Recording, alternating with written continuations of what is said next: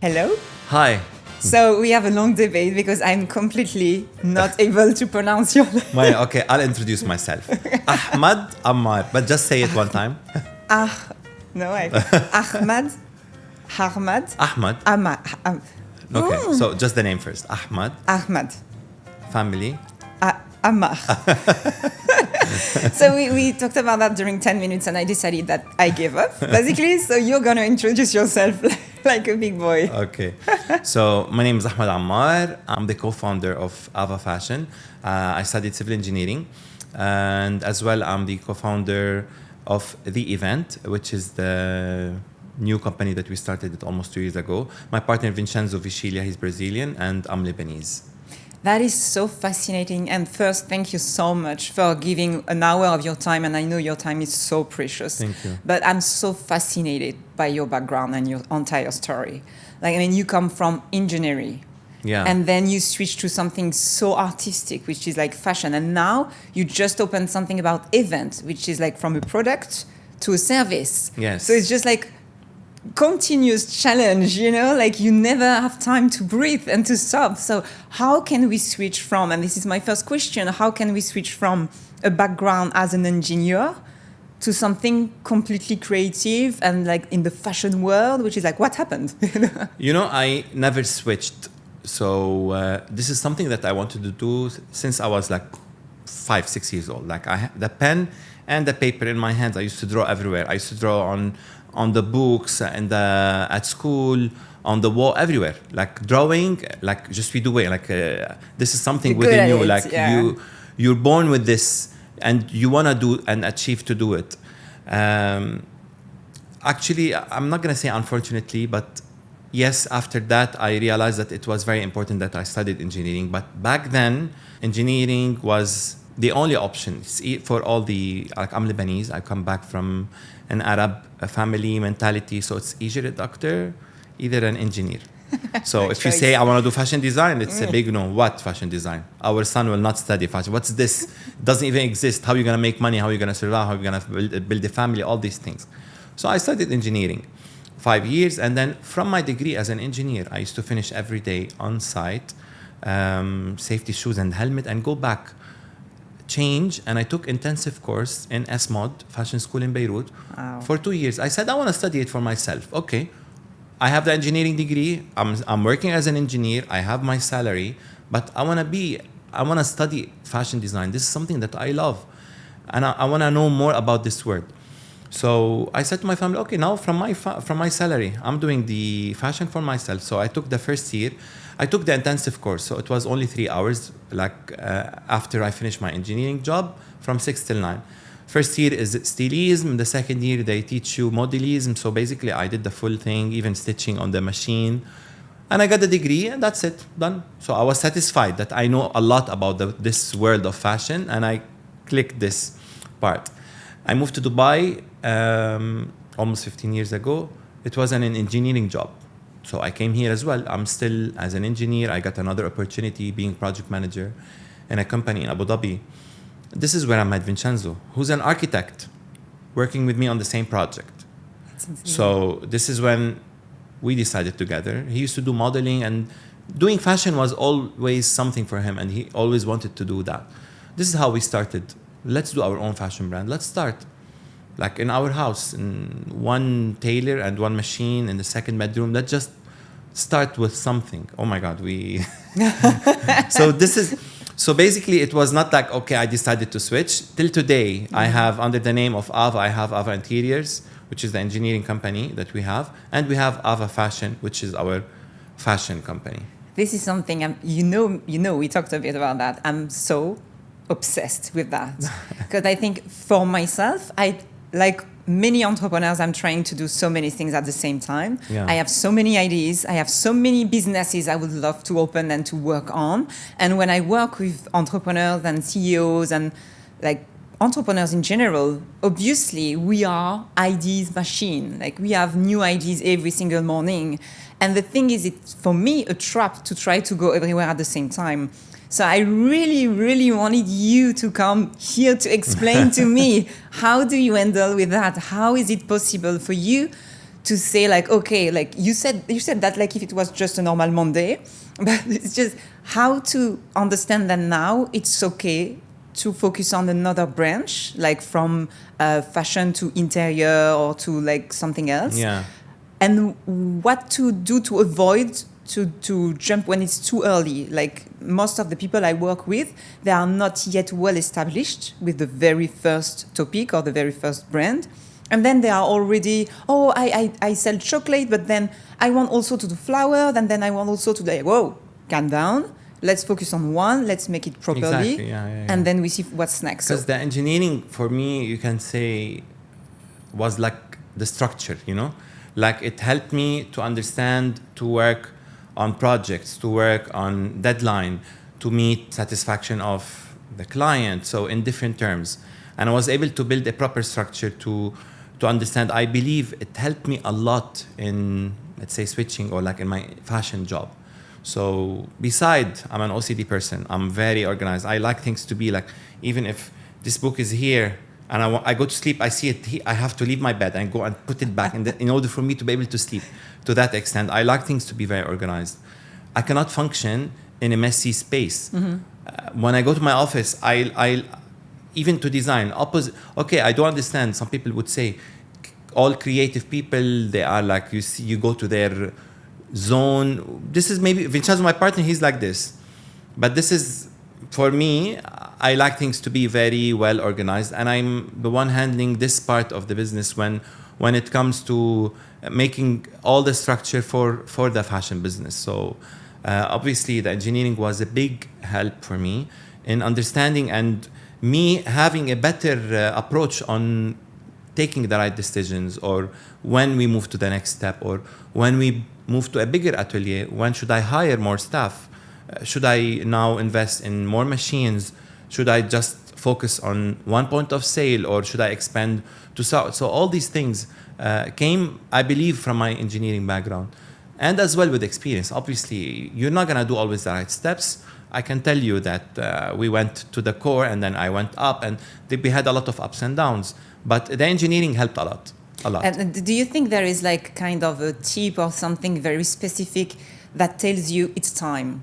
Like it's time to extend to another branch, like from fashion to interior, or it's time to upgrade to have more people, more machine? Like, do you have like something specific that in your head, clink, and then, okay, it's time? The time for me, it's always there. It's always back in your mind. So the only thing that I feel, beside having the security and then assurance that you will be able financially to afford to do that, you really have inside of yourself, you really have to have that passion. And people, they say, oh, it's just like a quote, or fashion is my passion. Really, you really need to be passionate about what you want to do. People don't believe it.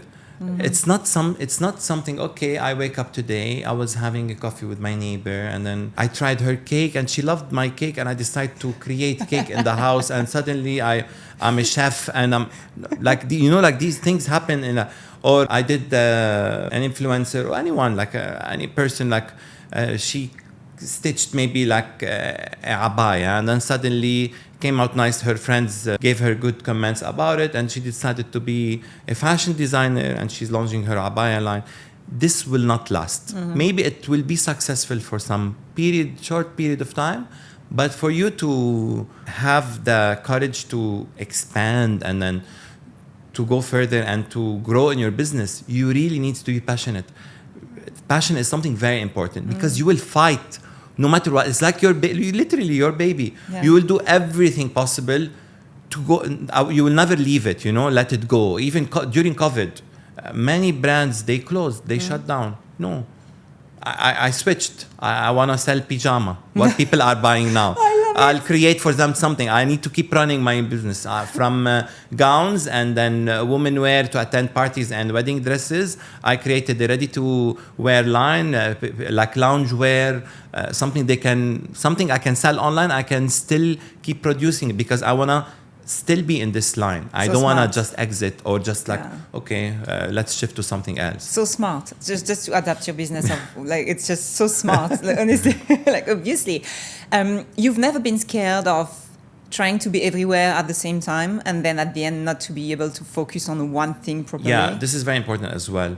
Being everywhere also might create some confusion to some other people. So first, in the brand, I like in my fashion brand, I like to keep it limited also. Like I don't want to be in, even though maybe I might have the opportunity to sell online on different platforms. I picked one. Department stores, I can be in like 5, 6. I'm still keeping it exclusive in 2 or 3, like big names, and just want to be here. I can be in different countries, but I don't want to allow the client, okay, I can go to their website to buy it online. I can go visit them. I can go here.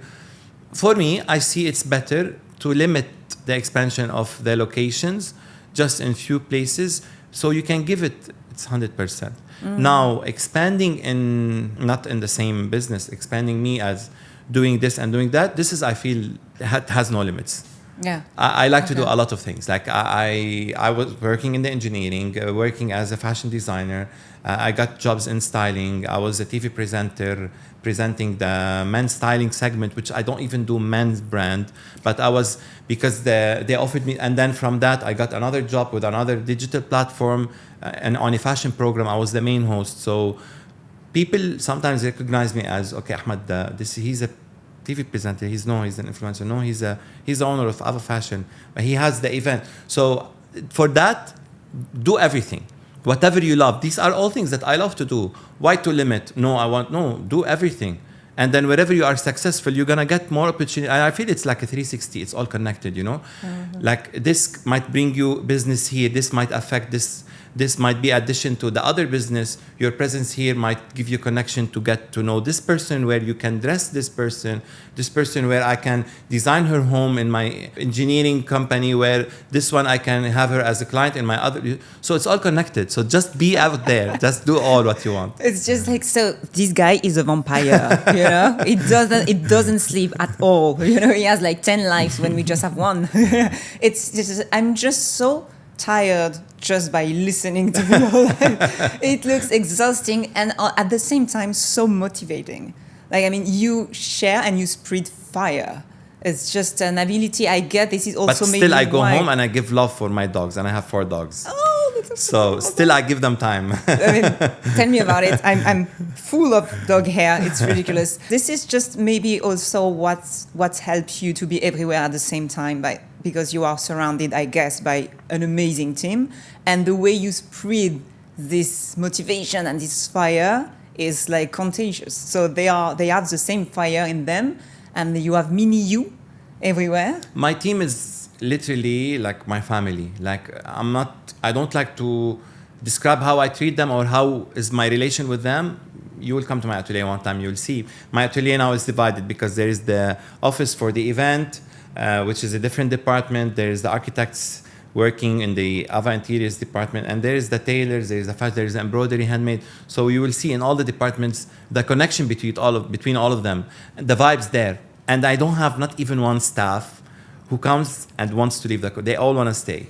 If they leave, they come back. Mm-hmm. For whatever reason, they come back. One year they message me, we want to come back to the company, because it's about give and take, like I appreciate what they are giving, and I just give them that trust. Like I trust them, and I let each one, I see where is the lack of this person, what he needs. I try to push them to their limits to express themselves. And when any employee or any staff is having the opportunity to do things, feeling that he's really like doing it not as a job or as a homework, they will do it with love. Then I don't have to ask for them to, we need to do, like, it's staying over. They stay overtime sometimes.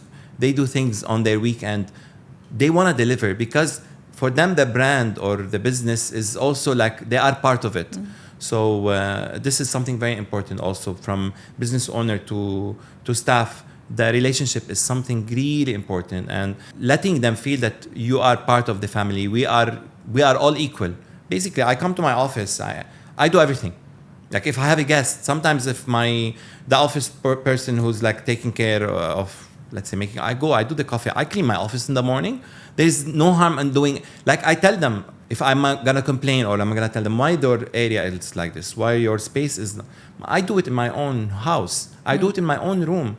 Before I sit in my office, I clean my room.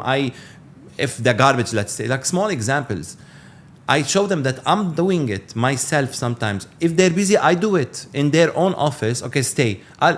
This is very important for you to have this connection with the staff and for them to be productive and to feel that they are home.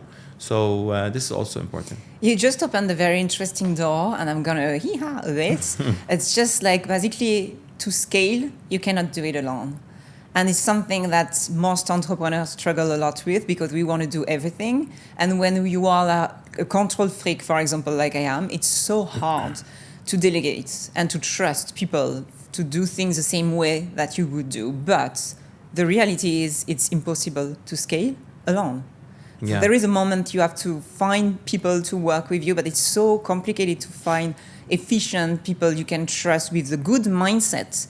Especially, I come from a country where like we have kind of not a fight, but it's always like the boss and the employees. You know, like there is not this specific link you were talking about. It's one against the other.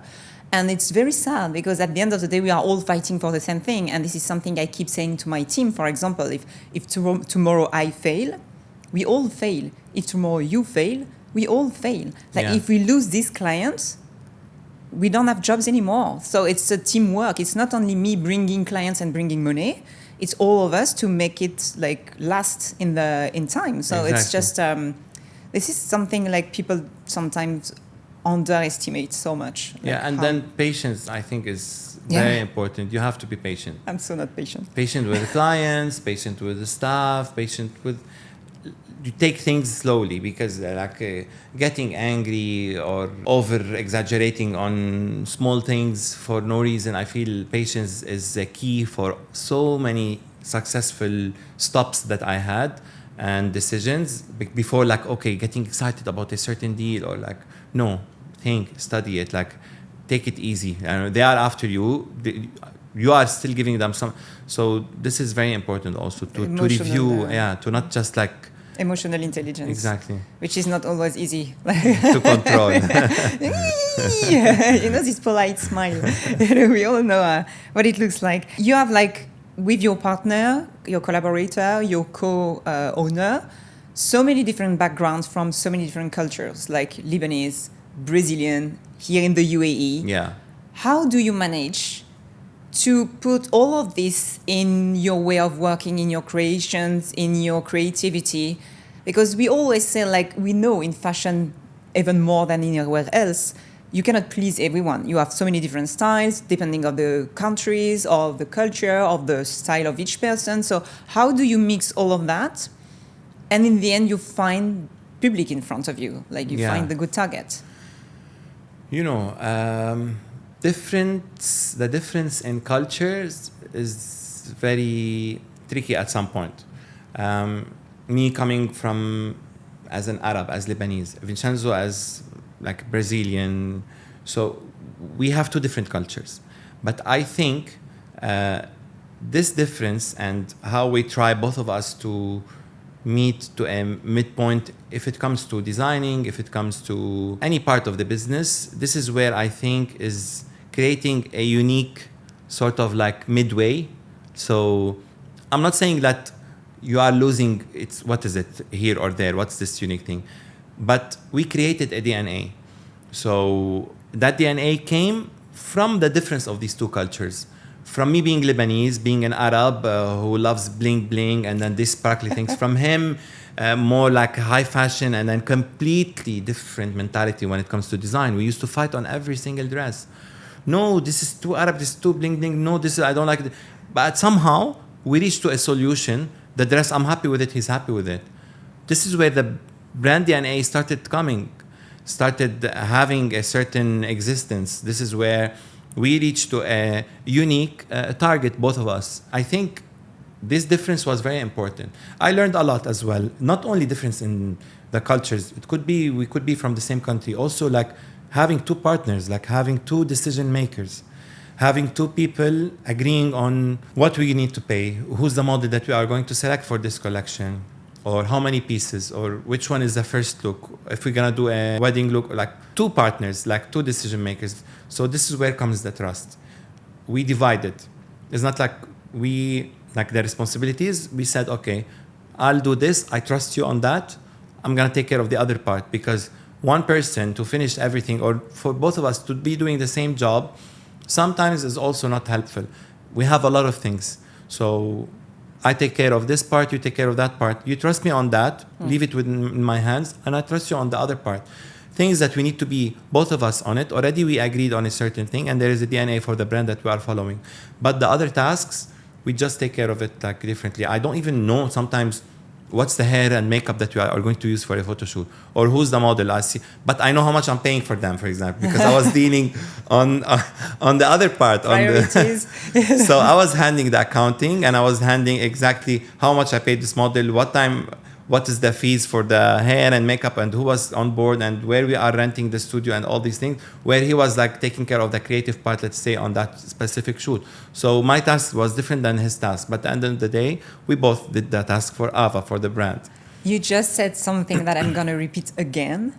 What makes us different is actually our DNA. Yeah. And this is something I have with almost all the people I work with, all the clients I work with. We have this conversation, which is what makes you unique. And this is what you're going to sell. We keep trying, we tend to try to copy the others and to see what works out there, and to think like, I'm going to do the same thing because it works for them. But for something that could have been a complication, which is like working with two guys from different cultures, different backgrounds, etc., you created your signature from that. And I love that so much, which is basically, guys, when you face a difficulty, it can be actually your signature. Exactly. And what makes you different. I love that. Yes. Thank you for this reminder. And just like, you said it. And just for the little story, I went to your show. Okay. And I had so many cliche ideas in mind. And when I discovered the first dresses, I was like, it's amazing. Like, it's just everything but what I expected, but in a good way, you know? Yeah. It's just like when you talk about the mix of culture, and mix of emotion, mix of everything, you couldn't have said that better. Even in the show, I had a lot of looks that I was like against putting them out. Oh my God, the last show, like I was telling Vincent, who's gonna buy this? And then starts the fight. Starts the fight between me and him. You see, I told you this is gonna sell. I was like, okay, you don't believe me sometimes. Because a lot of looks sometimes, like I tell him, okay, you insist to put that one, okay, no problem.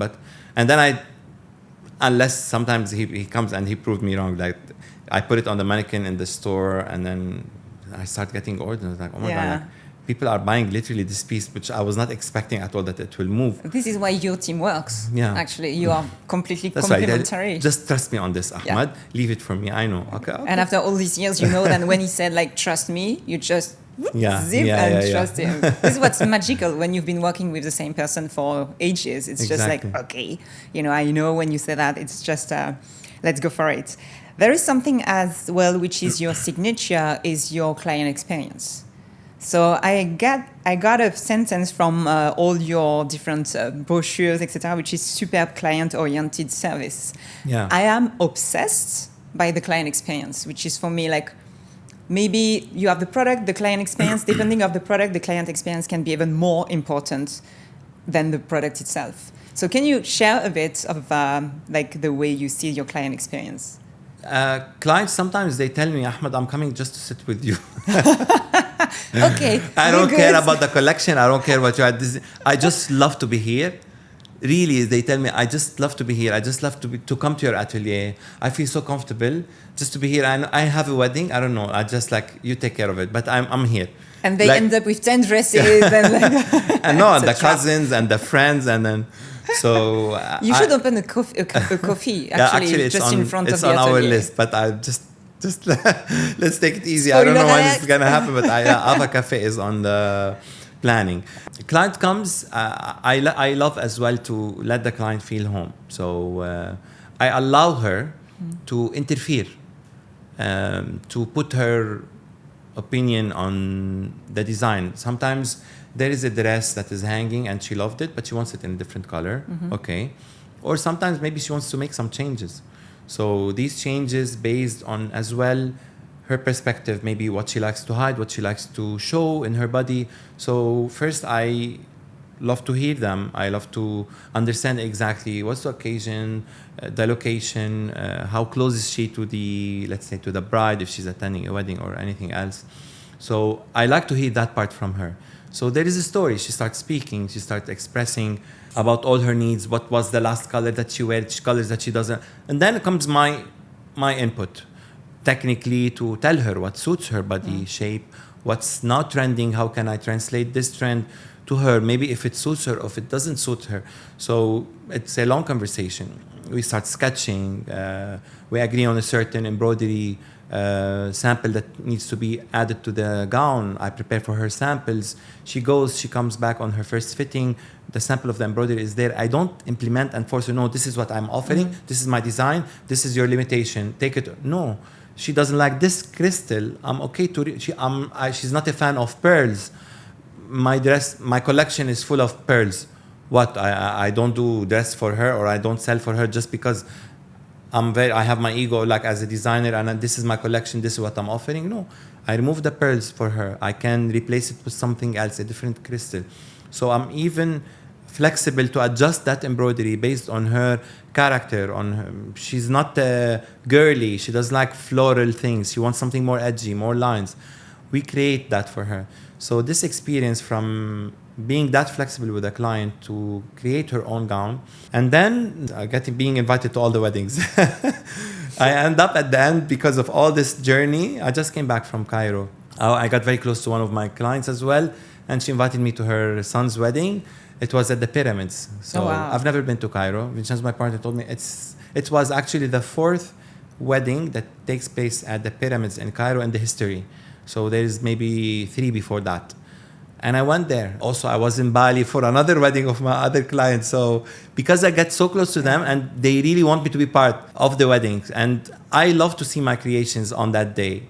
Yeah, and you just see me in the wedding like I did it with their hands, and then they take me through all their guests. He's the one, here the designer, there the designers. They came all the way from Dubai, and then strategically it's pretty smart. Like, you know, she's gonna promote you to all her friends. Yeah, and then but this is how it is. So the client, my relation with my clients is very important as well. Yeah, so definitely. They see how I treat my staff. They love how we are as a family. They love to be part. They love just, if they're passing under my atelier, they just call me like, I'm they around. come for a coffee.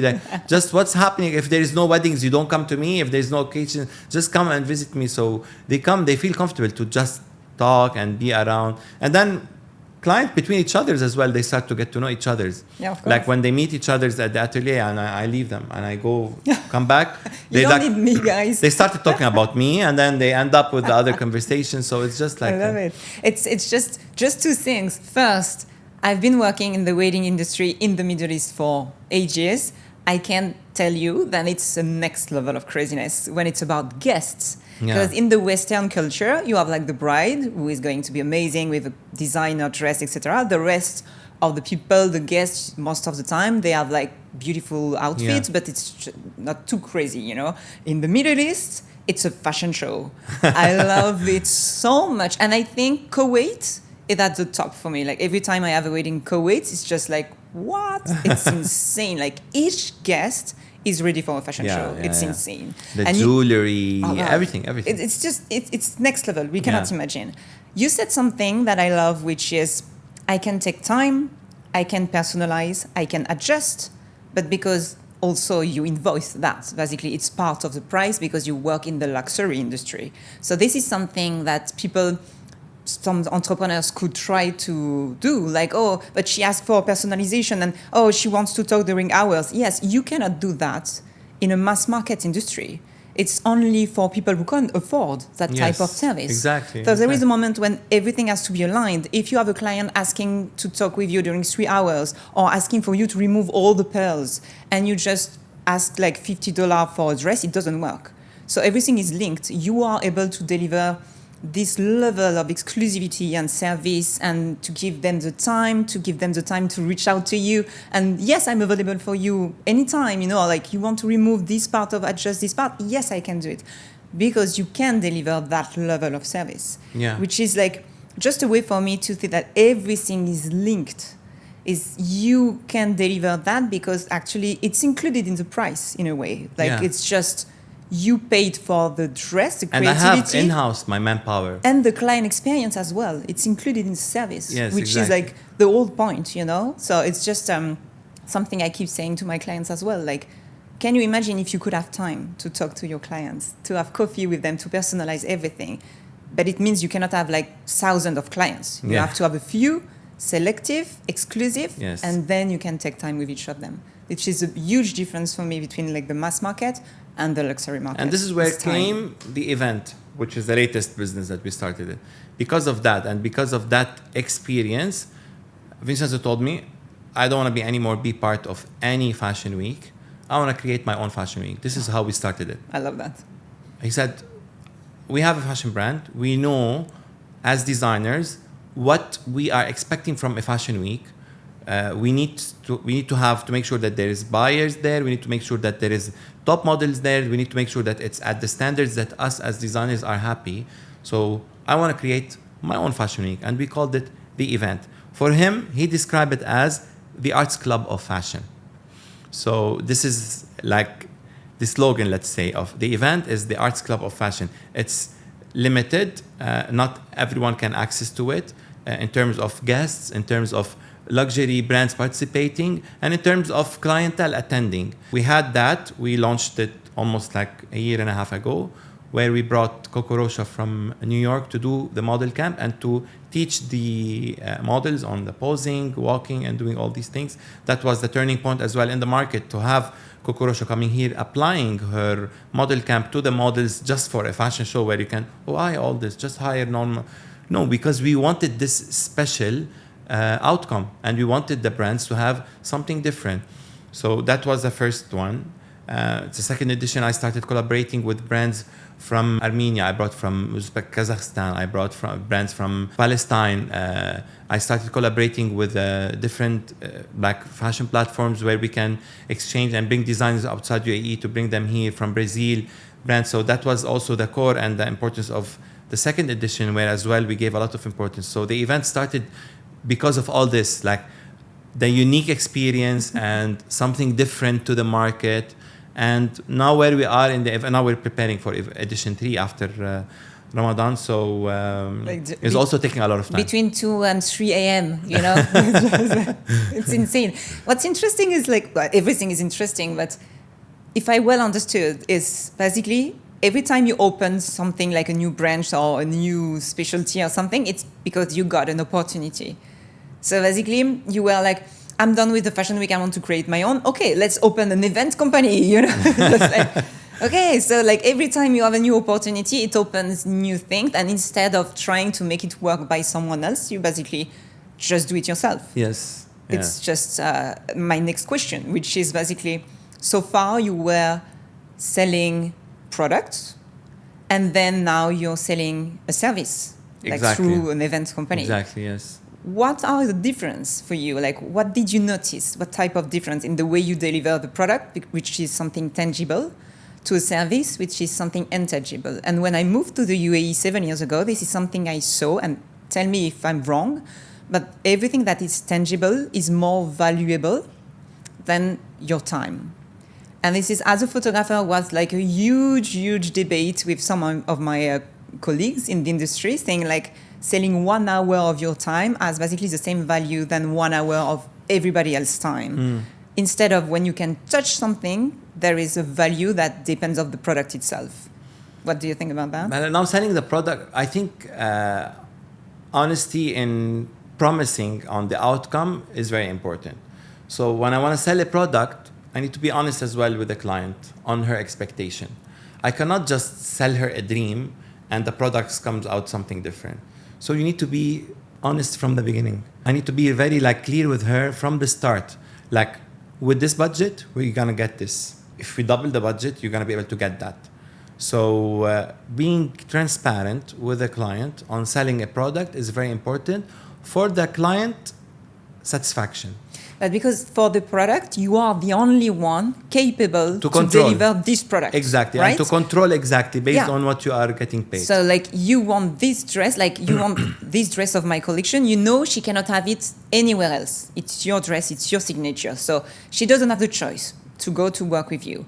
But for the service, potentially she could like go around and see like this is what I want, and all these people can deliver the same thing. Yeah. So how do you manage this different competition and the fact that what you sell is just your expertise instead of something she can touch and only you can deliver? You see what I mean? Like where I'm trying to push you. Yeah. But also when it comes to service, also you need to be honest. The same thing, honesty also you can apply it over there. Because selling a service, you have to be honest with them on what they are going to get. What's the exposure for this special service of you being part in the event, let's say. Like I'm honest from the beginning.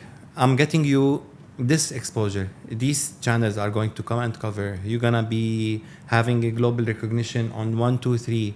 As a sponsor package, let's say, you're gonna be able to explore these names coming to you. So also honesty is important on delivering a certain service. So in the event, as me trying to sell, trying to have the sponsors or trying to have a certain service for them, I'm not just like selling for them a dream where they're gonna expect on the day of the show they will be part that they're gonna have their logo on the wall of fame and then they're gonna have this and that. No, but as well, I'm listing and I'm honest with them on everything. I feel honesty here and there is the key for me. And your name and your reputation definitely helps as well. Yes, like exactly. It's just, some people, they don't even get into details. Ahmad, we trust you. We're going to be part of it. Let's go. You just say, if you feel that it's good for us, we're going to be part of it. If you feel that I need to be part in my brand and showcase it at the event, I'll come. I'll be part of it. So sometimes also the name and then your background and where you're standing here in Dubai for that. I've been here 15 years, me and Vincenzo. So people, they know what we're doing. We're not just like starting something. We're not testing. We're not based and on all these years of experience and building these connections and creating this like strong roots for you here. This is where people trust you and then they will follow. Another very good lesson: it doesn't arrive overnight. You know, it takes ages. It takes years of networking and meeting people and learning absolutely all the time. I have an extra question for you, which is more like human. How do you do not to burn out? What's your productivity trick? Like, how is it possible with all the things you are dealing with? Like, we were talking obviously of to be surrounded by the best team possible, etc. But do you have like some personal tips or something like for entrepreneurs who are ADHD like me or who are like running everywhere, having so many ideas, wanting to go to so many businesses at the same time? Is there anything that you could, like a productivity tip or something that you could help with? Following advices is always good, as a general, going by the book, let's say. But me, as Ahmad, if I didn't go to literally to the core, I would not be today where I am. And I feel each person needs to go and then, I don't wish for anyone to go to the core, but each person needs to experience the bad in order for him to be able to do correct on his next move. Not only in business, maybe also in relationships. Sometimes you need to be stabbed in your back to really understand how to be strong in the next one. Maybe you really need to experience a breakdown to be strong on the next one. So obviously trying to go by the book or trying to see what's the right way on having a proper lifestyle, on meditating and putting all your ideas, and then having a proper healthy lifestyle on hours of sleep. All these things help. Yes, I do understand. To be productive, to attend seminars, to try to improve yourself on feeding your brain with all these things will help. Yes, but you must slip a little bit in order to be again back strong. You know what? You make me smile so much, because I feel the industry of entrepreneurs is sometimes very hypocrite, saying like, yeah, as you said, you have to take care of you. Blah, blah, blah. The reality is most of the successful entrepreneurs, they crashed one day, like bad things happened. Yeah. They burned out or they touched the floor, you know, and then they went back. And I think not all of us, some people avoid it, especially when you have a family, so you don't have the choice to take time for them. But when you don't and you are like fully focused on your business, sometimes it starts being so overwhelming and you don't even realize because you don't have any warning. Yeah. And then you touch the floor you crush. Like, and you're alone without and you're even alone. without having But this support is from when- family or support Yeah. from. This is what This is when you start building a healthy business. Then Exactly. you go crazy, you crash, and then you understand your mistakes, and then you can build something more Yes. healthier in the future and everything. That is so true. Like, let's stop this healthy bullshit thing. You know? Thank you so much. I just have a few more minutes because I have one question in mind. And it's very particular because I think we are in the heart in Dubai of can I have a discount question. So if there is one place in the world when everybody is always trying to negotiate, even in the luxury industry, it's in the Middle East, and especially in Dubai. Like, I moved 7 years ago. I've never heard that many times that question. Like, can I have a discount? What is your best price? Or these things. Do you still have to deal with that? Or now it's something you don't have to face anymore? You know, I still hear this every day. I'm not gonna tell you depends on the mood, but really sometimes I give discounts. Sometimes it's the way you get up or the approach. You know, you can feel it. Now I sit with a client. I know already. I feel directly if she really wants to have the discount for some reason, or if because it's in her DNA that she really needs to squeeze me. You know what? With her Birkin bag. trying to negotiate 1,000 dirham with me. Like, this is crazy sometimes, really. Because it's a sport. It's a yeah, sport. and sometimes, let's say you give a discount, they ask for more, and then you understand. No. So to stop that you cannot, because this is part of the human being. They always like to. They feel sometimes that they achieved something. I don't know. Yeah. Like last time a client, like, it was not directly dealing with me, but with my team, and I was in my office, and I heard my assistant speaking with her, and she's like pushing her, like for like more trying to, and it's not in my hands. I'm not the owner of the company. I cannot do anything. But the way she was, like, it annoyed me. I had to leave my office.